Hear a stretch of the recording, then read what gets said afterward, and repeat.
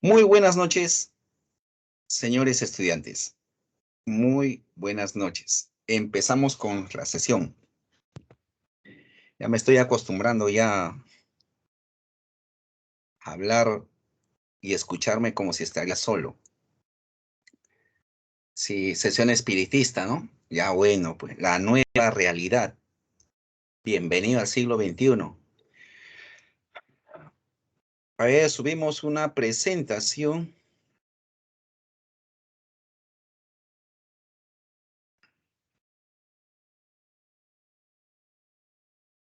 Ujujú, ujujú. A ver, ponemos acá. Ujú.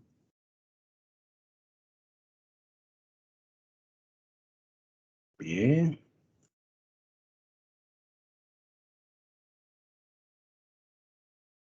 Compartir. Y ya, estamos online. Buenas noches, señores. Muy buenas noches. Bien, hacemos nuestra respectiva captura de imagen. Ya, a ver.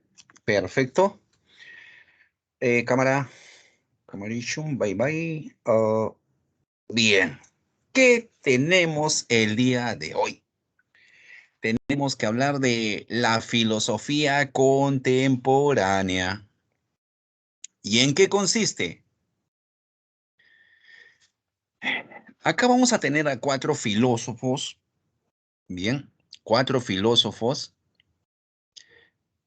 claro, importantes bajo cierta perspectiva, ¿no? O una perspectiva generalizada en todo caso, que nos van a presentar su pensamiento, el cual ha repercutido y repercute hasta el día de hoy, siglo XXI, su filosofía. No toda, pues, pero sí algunos conceptos, lo cual es muy interesante, ¿no? Debes haber escuchado en nuestro país, ¿no? Se habla del comunismo, el comunismo. Bueno, son ideas del siglo, planteadas en el siglo XIX, ¿no? Sí, el siglo XIX por Carlos Marx, Federico Engels, los padres del marxismo. Ay, por si acaso no piensa, ay, siglo XIX, ya esas ideas no sirven para nada. No, cuidado, ¿ah? Cuidado, ¿por qué? Porque el liberalismo pues surge en el siglo XVIII y sus antecedentes lo vamos a tener en el siglo XVII. Sí, sí, sí. Y si hablamos de Adam Smith, propiamente Adam Smith, pues es muy anterior a Marx. Es más, la postura de Adam Smith, que es liberal en términos económicos, porque políticamente nace el liberalismo más antes, en términos económicos, pues le sirve como base para esbozar su gran obra maestra de Carlos Marx que se denomina El Capital. El Capital. ¿M? Claro, Adam Smith, como me lo recuerda Fabricio, ¿no? Es el padre de la economía. Pero recuerda que Adam Smith no estudió economía. Con él se inicia en la economía como ciencia, sí, pero él estudió en la universidad filosofía. Él era profesor de filosofía. ¿Ya? O sea que, profe, son importantes los filósofos, sí, muy importantes, ¿ya? Ya, pero antes que nos gane la hora, sigamos avanzando con, uy, se fueron 3 minutos, y veamos, y empecemos a presentar pues a Friedrich Georg Wilhelm Hegel, alemán, exacto, alemán. Eh, ¿Qué podemos decir de él? Bueno, si observas en el trasfondo de la diapositiva un búho, él es quien acuña la frase, cuando la penumbra cae, el búho de Minerva levante el vuelo, ¿ya? Sí. O sea, la sabiduría, cuando las ciencias están entrampadas y no encuentran respuestas, entonces se despliega la filosofía. Ojo, el mismo científico ya debe empezar a hacer filosofía. Cuando vayamos más adelante en epistemología, por ejemplo, ahí te voy a dar unos ejemplos concretos, por ejemplo, de mecánica cuántica. Y vas a ver que la realidad, que este mundo ya, la solidez de este mundo se diluye. Sí, es interesante y apasionante cuando penetras el mundo de las ciencias y esta empieza a entramparse. No hay una teoría de la mecánica cuántica. Hay varias teorías, así como no hay una teoría del Big Bang. Hay varias teorías. Ya, pero avancemos. Ahí tenemos a Hegel. Ese gráfico expresa su pensamiento, ¿no?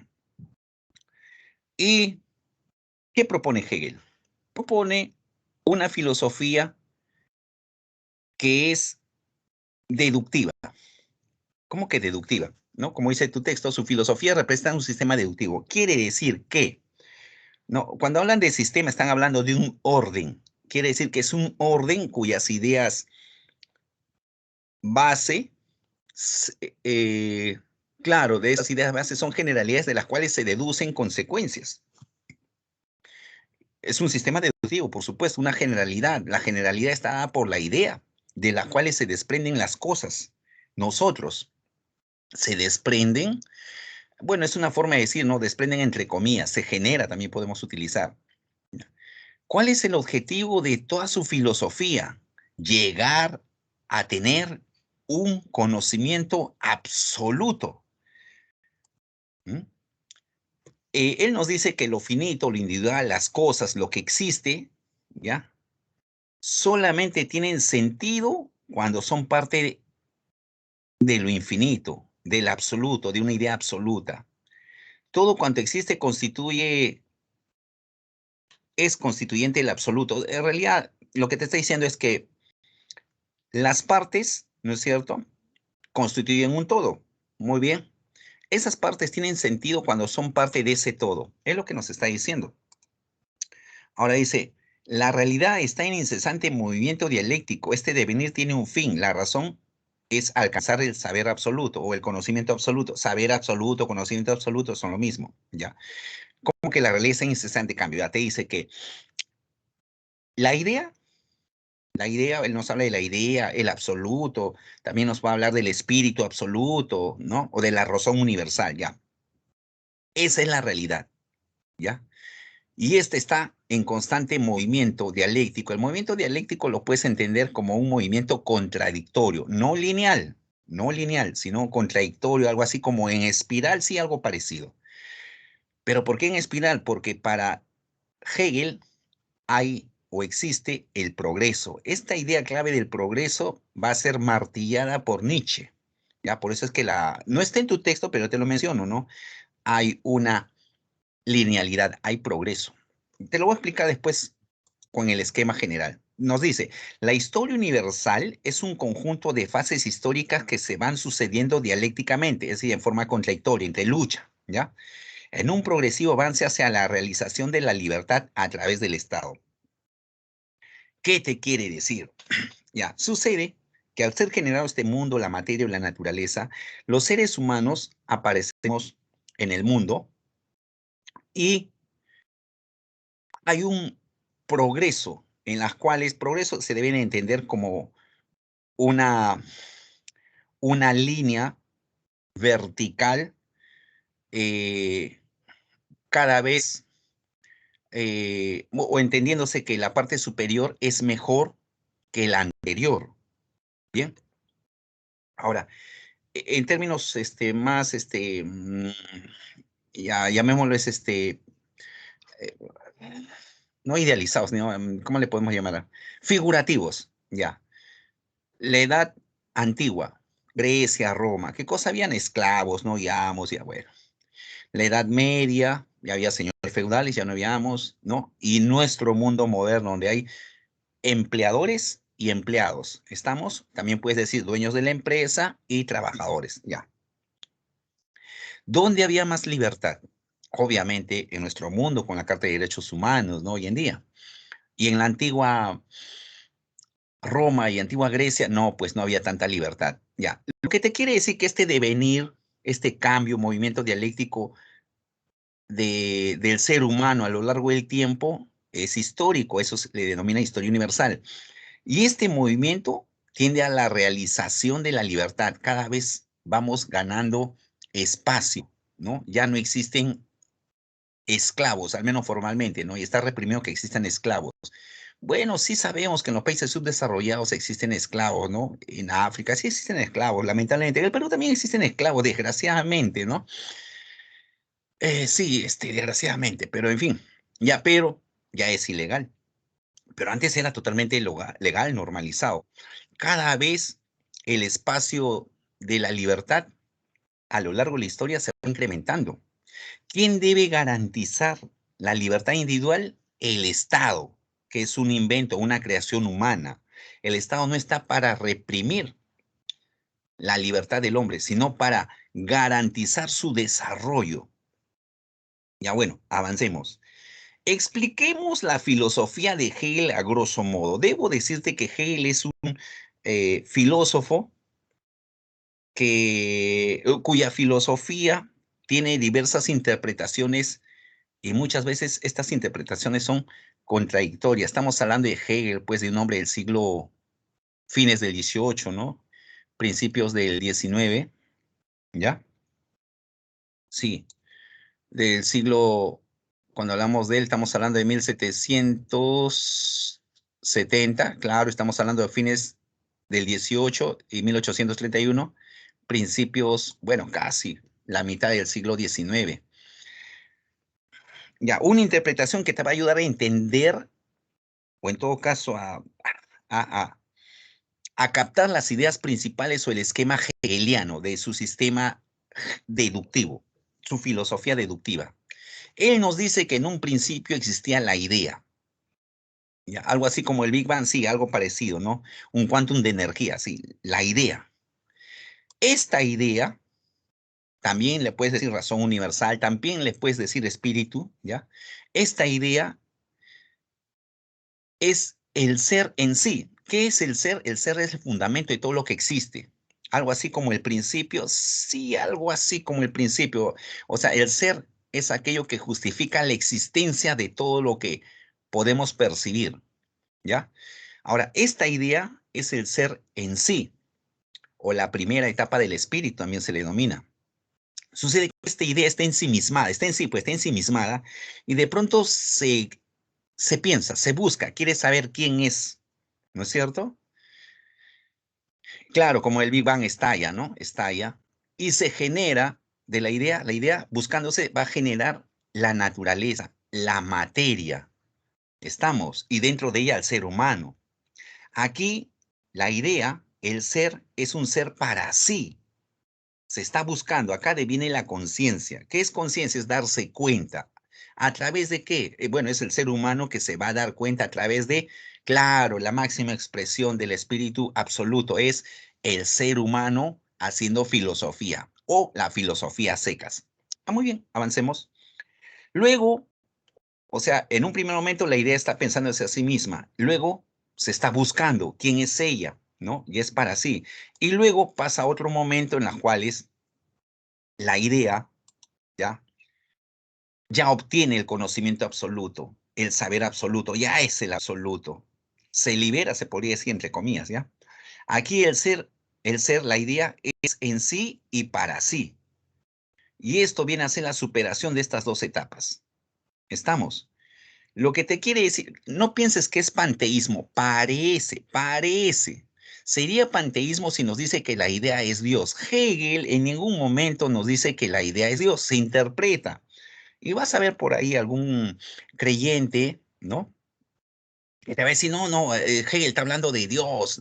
Ya bueno, con las personas mayores, con incapacidad de ser flexibles en el pensamiento y con ganas de querer saber más, que no quieren reconocer que los humanos nos equivocamos, que los sentidos nos engañan, la razón también, bueno, hay personas así, lamentablemente, ¿no? Te sugiero que canceles la conversación y digas simplemente sí, pues, y cambies de tema, ¿no? Porque, ¿qué vamos a hacer, pues? Claro, son interpretaciones y Hegel se presta también para eso, dicho sea de paso, ¿no? Sí, se presta para eso. Entonces ya tienes los tres momentos, ¿verdad? La idea en sí, posteriormente la idea genera la naturaleza o la materia, o sea, es la idea buscándose, llámalo así. La idea está en sí misma y de pronto se busca. Ese buscarse va a generar la naturaleza o la materia, este mundo. O sea, todos somos idea. Y posteriormente se encontrará, por supuesto, a través del ejercicio de la filosofía, ¿no? Pero hay otros elementos más o ciencias más que te van a ayudar o nos van a ayudar a encontrarse, o va a ayudar a la idea a encontrarse. Bien, este devenir es la historia, ¿ya? La historia, acá estamos hablando, mira, lo voy a dibujar así, ¿ya? Como líneas curvas, ¿ya? Este es un devenir, es el devenir de la idea, es la historia universal. Ahora, dentro de la naturaleza o materia, acá estamos nosotros, pues nosotros somos expresión también de la idea, ¿no? Vamos a atravesar 3 etapas, y es atravesar diversas etapas históricas en nuestro, llamémosle, nuestro mundo, en nuestro estado de idea, implica una búsqueda de la libertad. ¿Quién garantiza esa libertad individual? El Estado, exacto, el Estado. Entonces, esto es Hegel, ¿ya? Más tarde, mira, idea primero, materia después. Más tarde, Marx va a cambiar esto. Primero la materia y después la idea. Pero ese Carlos Marx será más adelante. Primero, sigamos con Hegel. ¿Qué más tenemos de Hegel? La dialéctica hegeliana, ¿ya? O sea, este movimiento dialéctico está constituido por 3 estadios o 3 situaciones o 3 partes, también puedes decir. El primer momento es la tesis, es una afirmación. Posteriormente, esta tesis engendra su negación, que viene a ser la antítesis. Y producto de ambas vendrá la síntesis, ¿ya? Y le ponemos, como tú puedes observar, eh, líneas o en todo caso flechas con doble sentido. ¿Por qué? Porque la síntesis en determinado momento se va a transformar en tesis. Y la tesis le generará una antítesis y esta se volverá nuevamente una síntesis, ¿ya? Una síntesis, profe, pero está de ida y vuelta. Está de ida y vuelta porque es una relación, a ver, ¿cómo lo explicamos? Ya, llámelo así, hay una influencia, una relación indesligable entre ambas digo, entre todas estas fases. A ver, deme un ejemplo, profe, no entendí bien. Ya, mira, la tesis, y lo he puesto de color negro, ¿ya? La tesis sería lo negro, la antítesis, lo blanco, y la síntesis, obvio, pues combinas blanco y negro, ¿qué tienes? Claro, plomo o grises también puedes decir, ¿no? Color plomo. ¿Ves? Es una síntesis. En eso consiste el movimiento dialéctico. Otro ejemplo de Hegel. Bueno, Hegel no, es usando a Kant y el empirismo en la historia. Te dice, la facultad fundamental en el proceso de conocimiento es la razón. Esa es la tesis, la afirmación. Luego tienes la antítesis o la negación, que dice, no, la facultad no es la razón, sino es la experiencia. Ah, muy bien. Producto de ambas viene una síntesis. Las facultades fundamentales en el proceso de conocimiento son la razón y la experiencia. Razón y experiencia. Bien, esa es la síntesis. Continuemos. Ahora abordaremos a Augusto Comte. Fines del siglo XVIII, principios del siglo XIX. ¿Ya? Él es francés, él es alemán. ¿Qué nos dice Augusto Comte? A ver, él no va a, llamémoslo así, es cierto, funda la escuela positivista, pero el positivismo tiene sus antecedentes. El antecedente más claro es Saint-Simon, otro francés, del cual Marx va a hacer una sesuda crítica, Carlos Marx, sí. Graficamos o ponemos esta grafía en la tesis de Augusto Comte porque el mundo empieza a estar en las manos del ser humano. ¿Gracias a qué? A la ciencia y la tecnología. Al mundo lo aceptamos como es, ya no estamos buscando causas o principios primeros, causas primeras, principios primeros, ¿no? Explicaciones metafísicas sobre el origen. No, no, no, no, ya no, ya. Simplemente estado del mundo y explicamos el mundo y no buscamos primeros principios ni primeras causas. ¿Qué buscamos? Leyes, leyes científicas. Bien, a ver, empecemos pues, ¿no? También en Augusto Comte está la idea de progreso. Ya te dije, en Hegel también, solo que él no lo manifiesta, pero tú, esta, esta triada, ¿no? De la idea, luego la naturaleza y luego el absoluto, ¿no? Implica una linealidad hacia arriba, claro, una línea vertical señalando hacia la parte superior. Él es fundador del positivismo. El positivismo es una escuela de pensamiento en las cuales, primero, la etimología. Ismo significa doctrina. Positivo significa principio. Es latín, ¿ya? Principio significa, bueno, en realidad de latín es afirmación, ¿no? Es la afirmación de algo. Pero también se le puede definir como aquello que es, lo dado, ¿ya? Lo que está ahí. O sea, la doctrina de lo que está ahí. Bueno, sí, pues, ¿y qué está ahí? La realidad, ¿no? Ahora, para los positivistas, ¿ya? El conocimiento hace referencia a los hechos, a la realidad, lo que está ahí. Tú no cuestionas, está ahí simplemente, ¿bien? No vas a estar buscando, como te dije, los primeros principios, las primeras causas, como hacían los anteriores filósofos. No, no, no. Tú simplemente vas a procurar describir el suceso, no explicarlo, no saber el origen, sino describirlo. Ahora, este conocimiento que tiene que basarse en el método científico, ¿ya? Tiene que ser para algo. No se trata de un saber por el saber. Augusto Comte, ¿no? Le da, llamémoslo así, ¿no? Augusto Comte se va a oponer a la posición que tenían los filósofos clásicos de un saber por el saber. No, acá se va a dar un conocimiento para algo. Y ese algo, en el caso de la ciencia, va a generar tecnología. Recuerda que la tecnología es ciencia aplicada. ¿Ya? A ver, un ejemplo trivial como para que se me logre entender, ¿no? Bajo la lógica de los clásicos, los filósofos clásicos, tú estudiarías una carrera porque te apasiona, porque te gusta nada más. No te interesa si te da dinero o no da dinero. No, tú lo quieres estudiar y te sientes realizado. Con Conte no. Con Comte, mira, Augusto Comte, tú tendrías que estudiar algo, ¿por qué?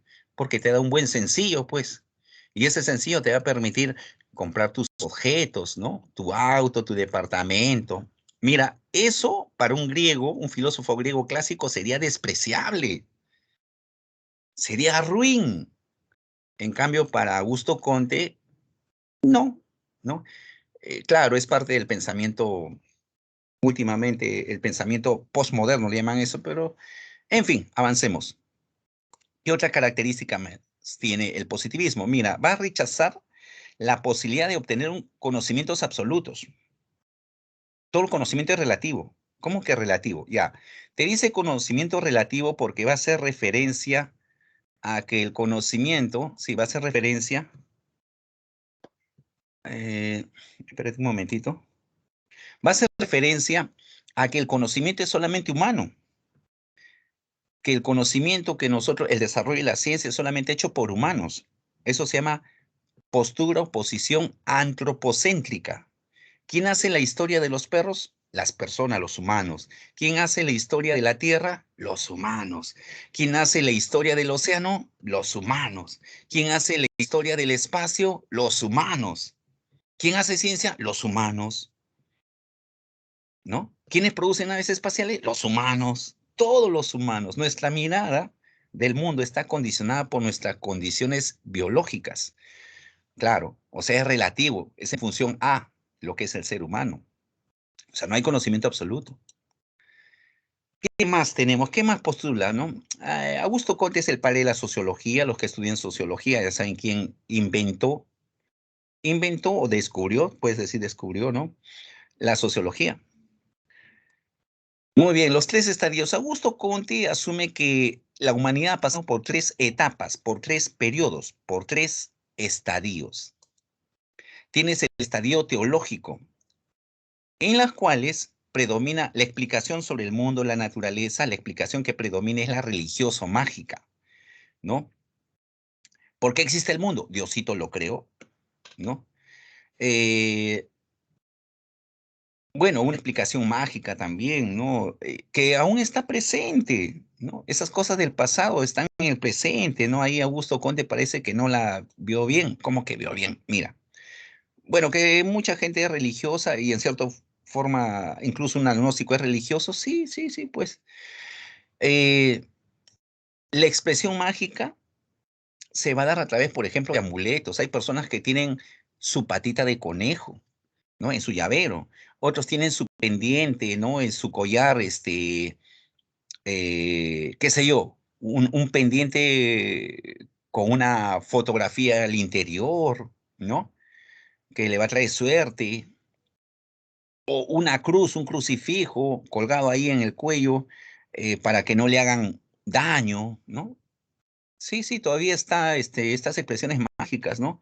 O a los niñitos cuando le ponen una cintita en su bracito, ¿no? Para que no le echen el mal de ojo o algo así. Ya bueno, la cosa que no está olvidado, sigue presente. Luego pasa el estadio metafísico. Aquí las explicaciones son de orden metafísico filosófica. Es decir, los fenómenos naturales ya no se van a explicar por causa de una divinidad, ¿no? Porque hay rayos, porque Zeus está molesto y está que arroja desde el Olimpo sus rayos. No, pues, esa es una explicación religiosa, teológica, mágica. En cambio, en la explicación filosófica ya no se recurre a dioses, sino a entes metafísicos, por ejemplo, la esencia, la sustancia. ¿Por qué existe este mundo? Porque es un reflejo, entre comillas, reflejo, ¿ya? Eh, del mundo de las ideas, o este mundo es sustancia, ¿no? Ya esas son explicaciones metafísicas, claro, o filosóficas, ¿no? Luego tienes el estadio positivo. Aquí la explicación es científica. Ya no nos interesa saber las causas, eh, el origen primero, los principios primeros del mundo, de la realidad. No, no, no, no. Aquí, en el estadio positivo, como anteriormente te manifesté, se va a estudiar lo dado, lo que está ahí. Y no nos interesa cuál es su origen, sino para qué sirve. ¿Ya? Acá se va a utilizar el método científico, se privilegia la observación, se privilegia la observación, se busca leyes, leyes son regularidades. A ver, sigamos avanzando. Bueno, ahí tienes una grafía, ¿no? Del mundo moderno, del estadio positivo.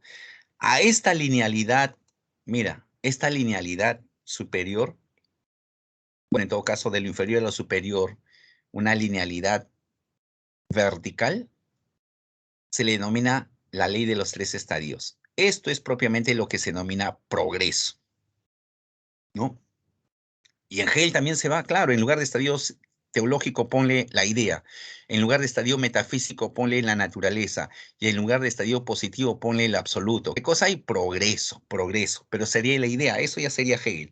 Aquí, profe, y era ateo Augusto Comte, bueno, se declaraba ateo, pero, acá viene el pero, ¿no? Quiso hacer de la ciencia una religión y él el sumo sacerdote.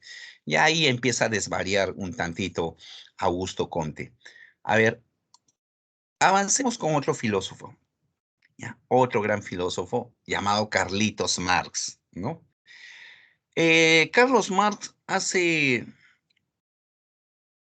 utilizando, ¿no? La economía clásica inglesa, ¿no? La filosofía alemana, Hegel básicamente, Schelling y Fichte, y la economía, no, la economía clásica inglesa, la filosofía clásica alemana y el socialismo utópico francés. Son los tres pilares.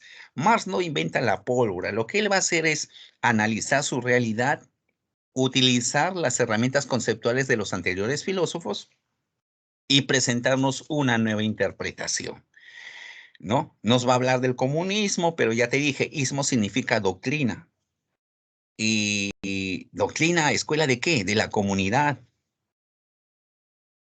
Y comunidad, sí, comunitas.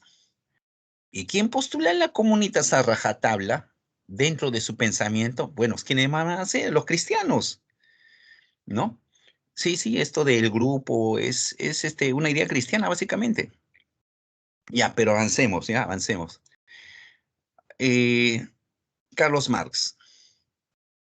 Para Carlos Marx, como te mencioné anteriormente, va a cambiar el principio que postula Hegel. ¿Cuál es el principio que postula Hegel? La idea es primero, el espíritu es primero, la razón universal es primero, ya, y después la naturaleza o la materia.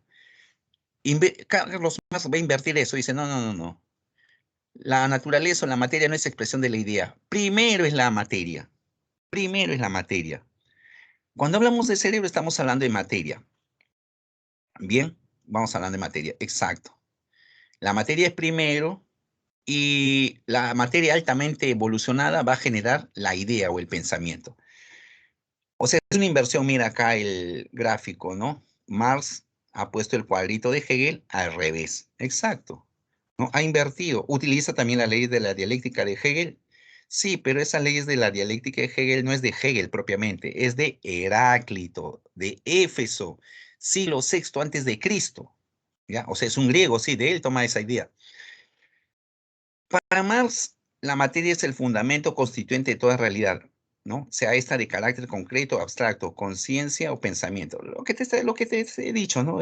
La materia es primero y después ya viene la expresión de la materia que es la idea, ¿no? Sin cerebro no hay pensamiento, ¿no? Al señor, las ideas que tienes en el pensamiento no están caminando por ahí, son un producto exacto, un producto del cerebro. Bien, Marx aplicó la dialéctica que recoge Engels, ¿no? A la historia, la sociedad y la economía. Puede decirse también que lo aplica a las ciencias sociales, ¿ya? Ahora, a esa aplicación y su producto se le conoce como materialismo histórico. ¿Cuál es la base filosófica del marxismo? Es el materialismo histórico y el materialismo dialéctico. Esa es la base filosófica. A ver, ¿qué más nos dice? Engels aplicó la dialéctica a la naturaleza para descubrir a partir de esto la ley fundamental del devenir de la materia, materialismo dialéctico. A ver, pongámoslo en contexto. Carlos Marx y Federico Engels son amigos. Los dos fundan el marxismo. Los dos fundan el marxismo. Profe, pero ¿por qué no se menciona a Engels? Engels, ¿ya? Sucede que Engels es el amigo, pero también hasta cierto punto podemos decir el discípulo o el aprendiz de Marx. Marx se encargaba de dar charlas, ¿ya? Y Engels es un, llamémoslo así, un mediano empresario en Alemania que lo iba a escuchar, ¿no? De pronto de ellos nace una amistad y Engels es quien acuña el término marxismo en honor a Marx porque le tiene gran aprecio, gran aprecio. Juntos empiezan a estudiar a Hegel, pero que en un inicio estuvo siguiendo a Hegel, y llamémoslo así, fue su discípulo, es Carlos Marx.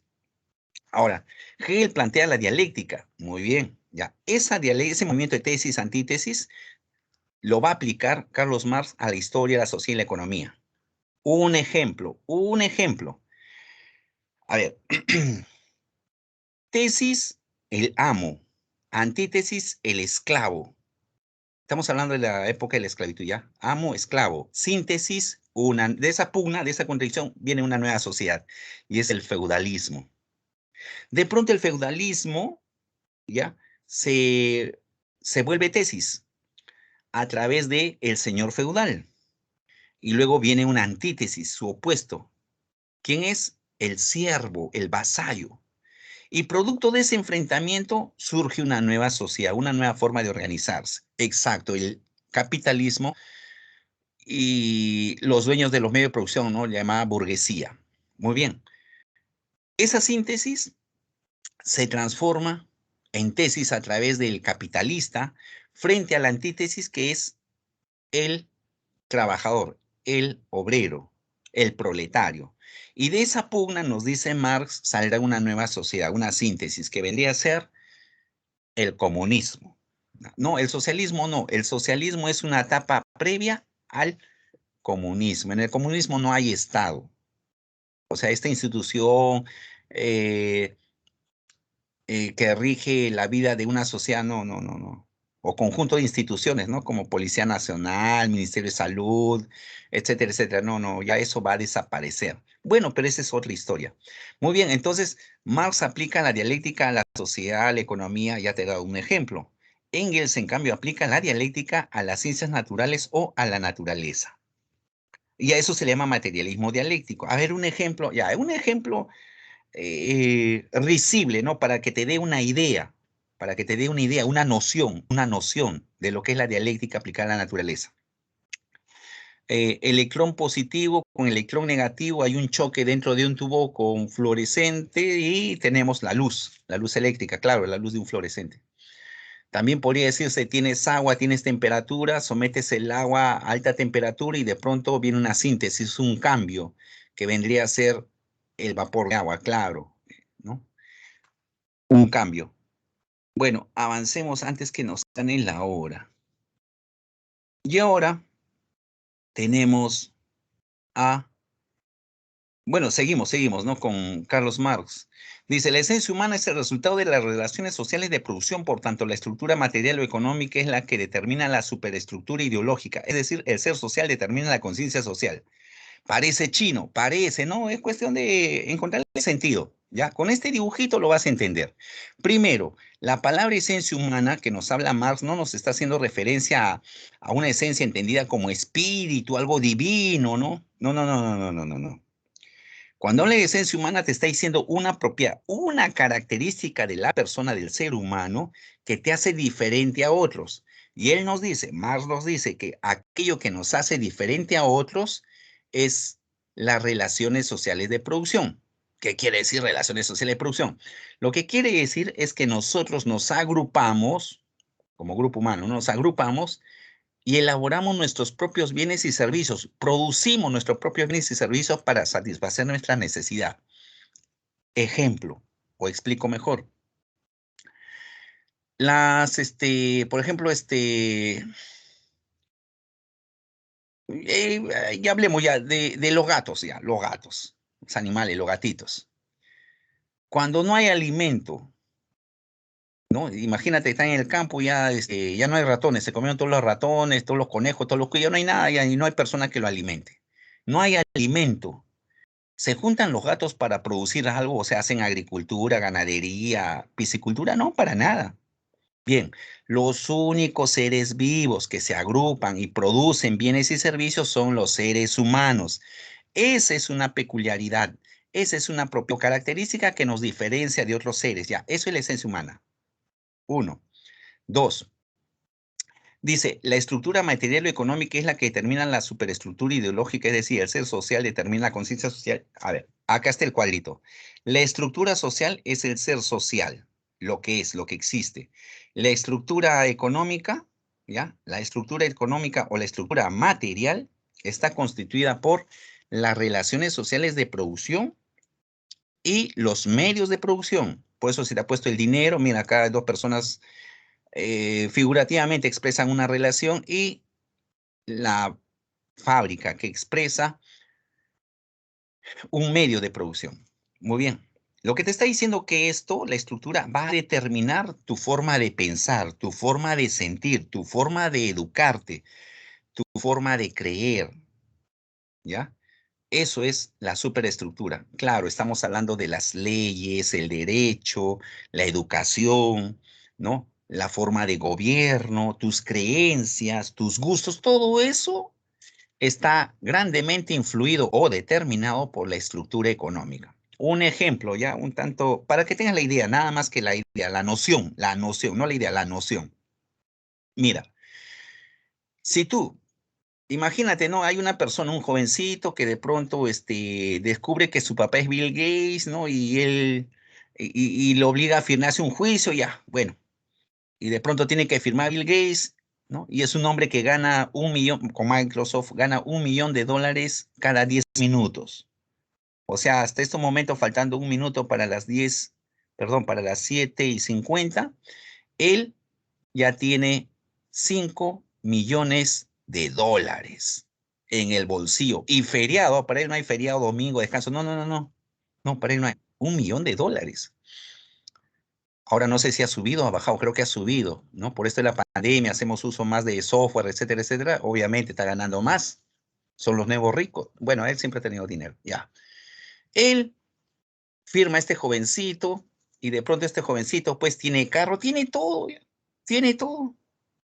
Ahora, su manera de comportarse, de creer, ¿se va a ver alterada o no? Por supuesto, ¿no? No es lo mismo un jovencito que tiene todos los medios económicos, profesores particulares, etcétera, etcétera, que un jovencito de su misma edad, pues en las alturas de Puno, ¿no? Donde hay friaje. ¿Pensarán igual? En absoluto. Para nada. ¿Qué van a pensar igual? ¿Sentirán igual? ¿Tendrán las mismas costumbres, las mismas creencias? Para nada, ¿no?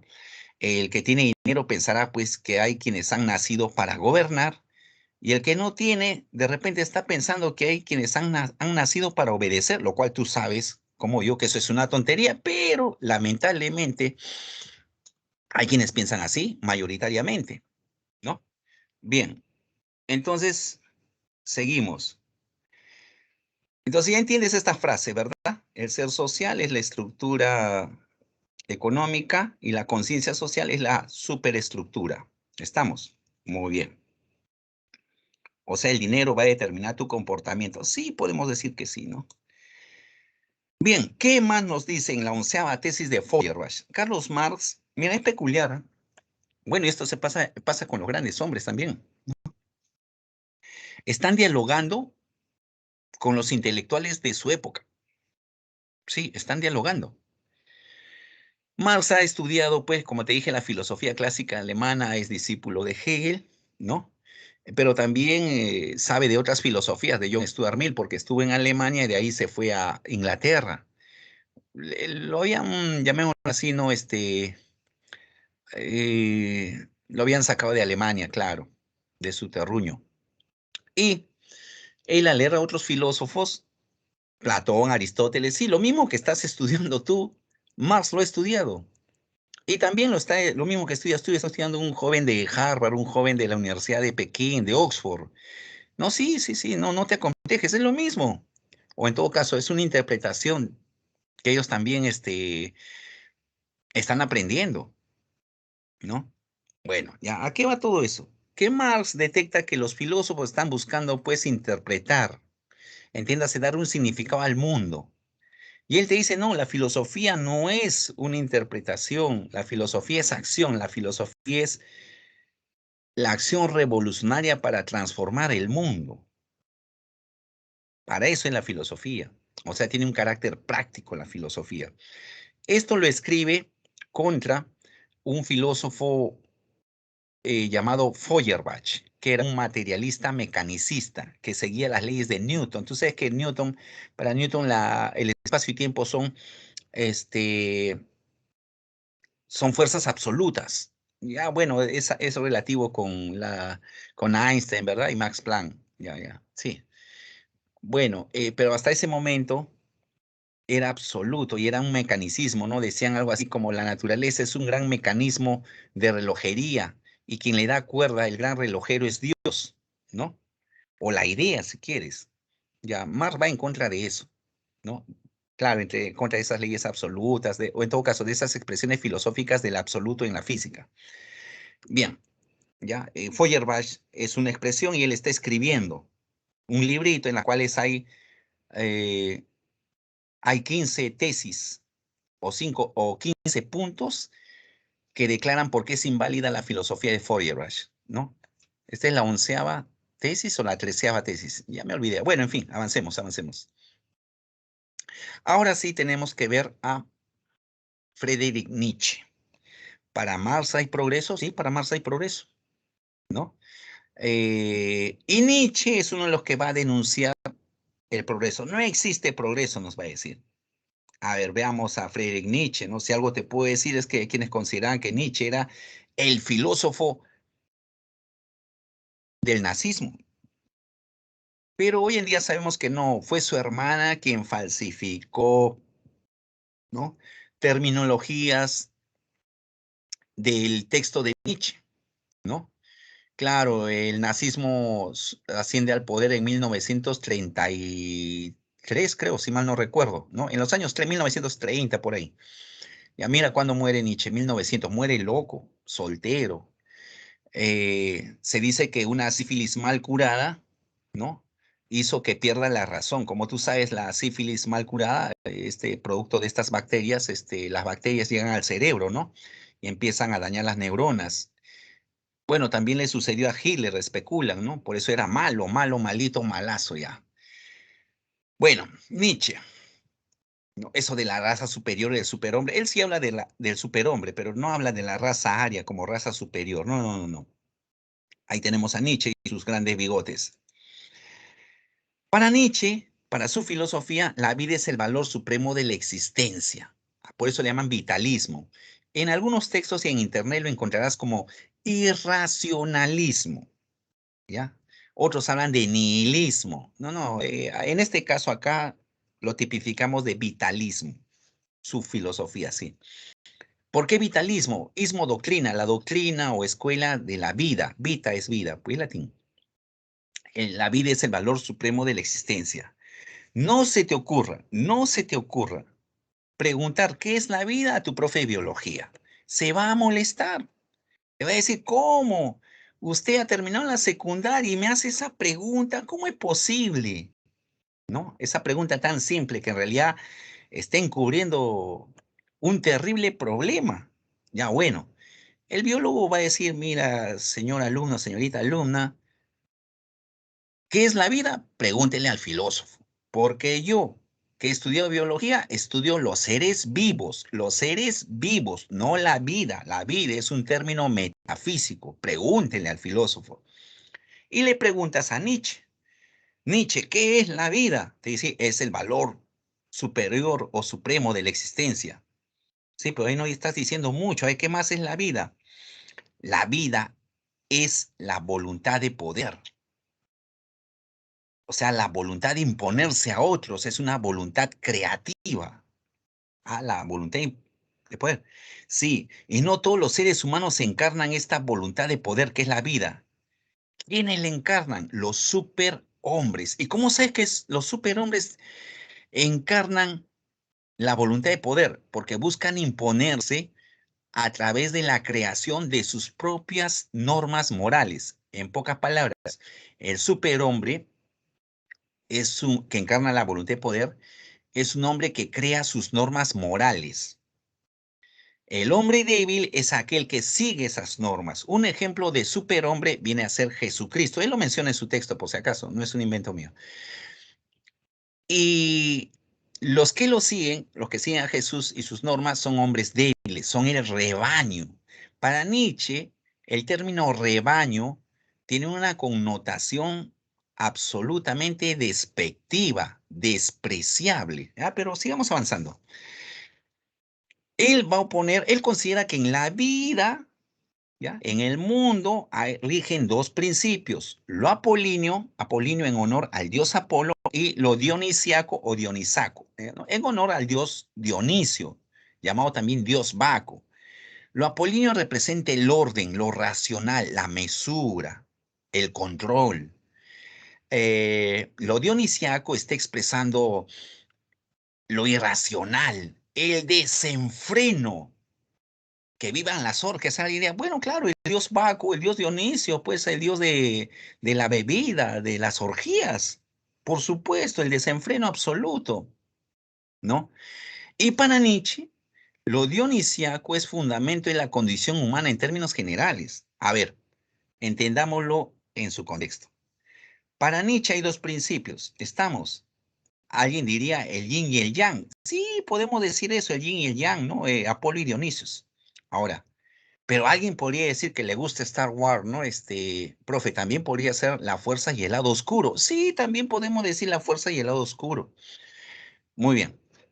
Mira lo que nos dicen de Apolo, el dios, ¿no? Dios de la luz y de la medida, modelo de las formas e ideas más perfectas. Y por el otro lado, como una cara perdón, con una moneda con dos caras, ¿no? Ahí tienes la primera cara, la segunda cara.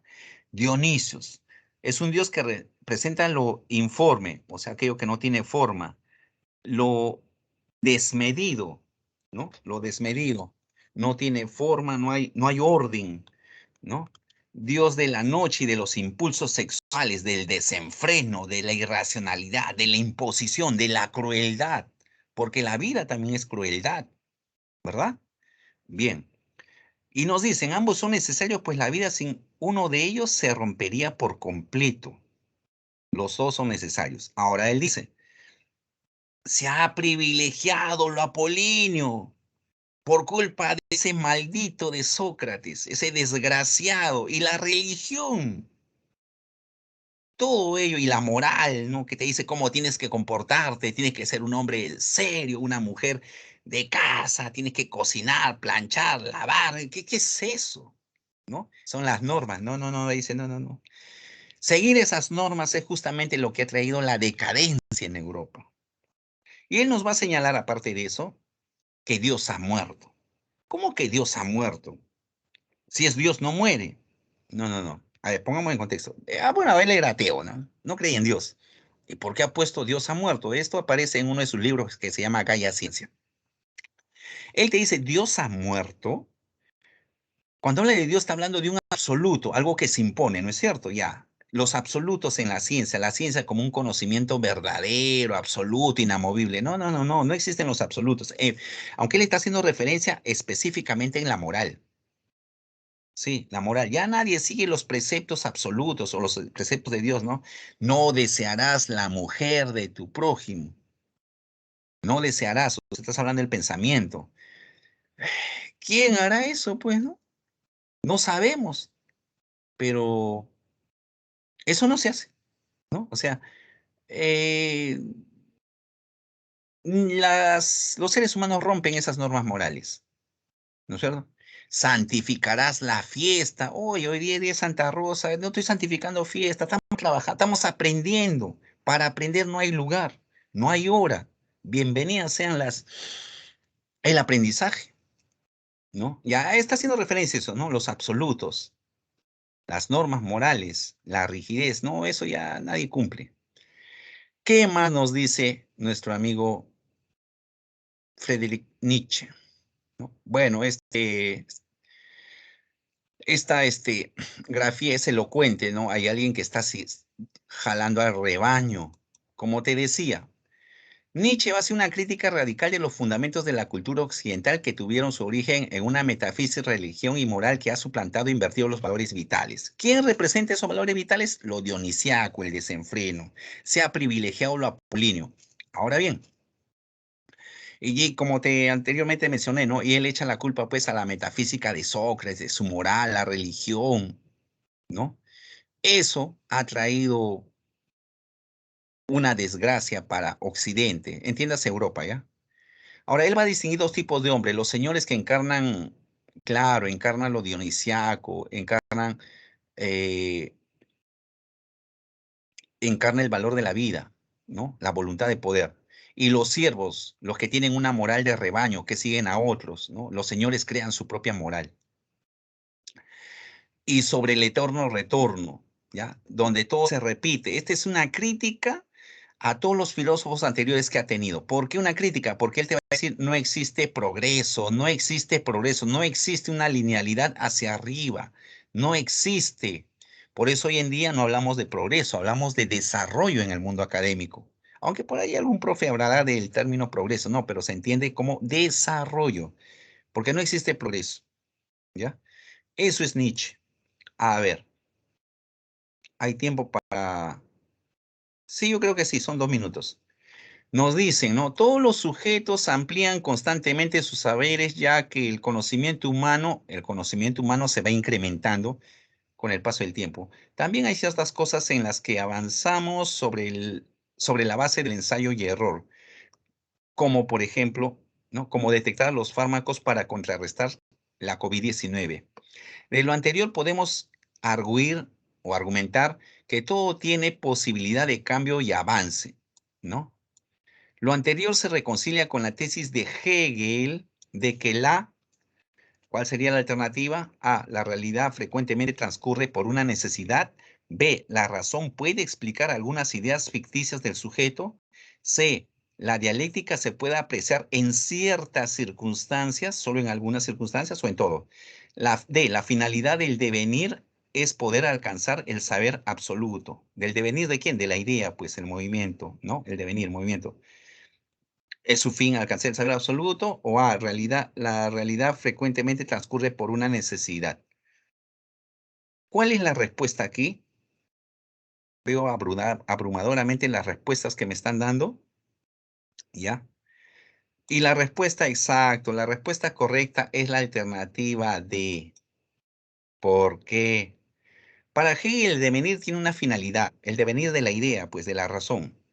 Que la razón o la idea alcance el saber absoluto. ¿Te acuerdas su esquema? La idea que se piensa y está para sí, y se genera en la naturaleza, ¿no? La materia, y esta se va a encontrar, la idea se va a encontrar a sí misma y llegaremos al conocimiento absoluto, a lo absoluto, ¿no?